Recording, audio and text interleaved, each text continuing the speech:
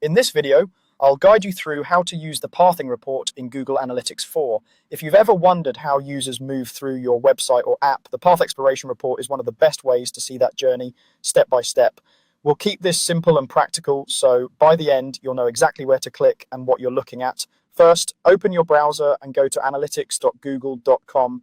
Make sure you're signed into the Google account that has access to your Google Analytics 4 property. If you have multiple accounts or properties, take a moment to confirm that the correct account and property are selected at the top of the screen. This ensures you're looking at the right data and not a different site or app by accident. Today, I'll show you how to move from the main analytics dashboard into the section where all the custom analysis tools live. Once your GA4 property is open, look over to the menu on the left-hand side of the screen. You'll see several main sections like Reports, Explore, Advertising, and Configure. The one you're interested in is called Explore. Go ahead and click on Explore in the left navigation. The Explore area is where you can build more advanced interactive analyses that go beyond the standard reports.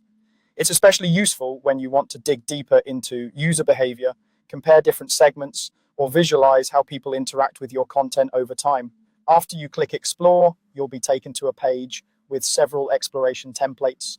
These might include things like freeform, funnel exploration, cohort exploration, and others.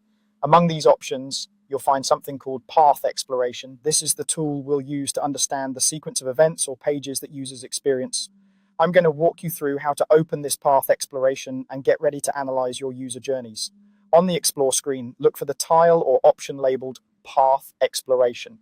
Click on that. Google Analytics will open a new exploration workspace based on this template. Once it loads, you'll see a central visualization showing nodes and connections, which represent steps in the user path. Depending on your default settings, this might start from a particular event like session start or from a particular page. Even though our steps stop to opening the path exploration, it's helpful to understand what you're looking at once you get here. The left side of the screen contains your settings panel, where you can adjust things like the starting point, the date range, and which segments of users you want to analyze. The center is your path diagram, and the right side may include additional options or details about what you've selected. I'll show you the easiest way to start exploring this report.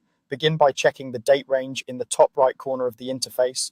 Make sure it aligns with the period you want to analyze, such as the last 7, 14, or 30 days. This helps ensure the patterns you're seeing are relevant to your current traffic. Next, in the settings panel, look for the starting point of your path. You can usually choose to start from either a specific event or a specific page or screen. For example, you might start from your home page, a landing page, or a key event like a sign up. Selecting a clear starting point makes the resulting paths easier to interpret and more useful for decision making. From here, you can click on the various nodes in the path diagram to expand them and see what users do next at each step. This is where you'll begin to see the most common flows, drop-off points, and alternative routes users take. To recap, you've gone to analytics.google.com, opened your Google Analytics 4 property, clicked on Explore in the left-hand navigation, and then selected Path Exploration.